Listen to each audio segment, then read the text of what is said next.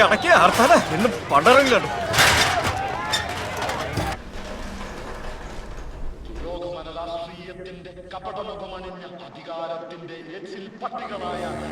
നമ്മളെത്ര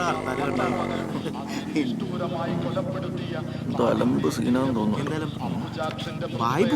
വിവാഹത്തിന് തൊട്ടു പിന്നാലെ വന്നുകൊണ്ടിരിക്കുകയാണ്.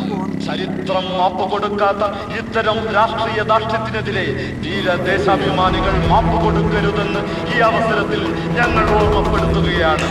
ഇന്ന് രാവിലെ അമ്മായി കവലയിൽ വെച്ച് നടന്ന രാഷ്ട്രീയ സംഘർഷത്തിൽ കാപാലികരുടെ കുത്തേറ്റ് മരിച്ച നാടിന്റെ വീരപുത്രൻ അംബുജാക്ഷന്റെ ഈ ദാരുണ ദുരന്തത്തിൽ പ്രതിഷേധിച്ച് ഇന്ന് ഉച്ചയ്ക്ക് 12 മണി മുതൽ 24 മണിക്കൂർ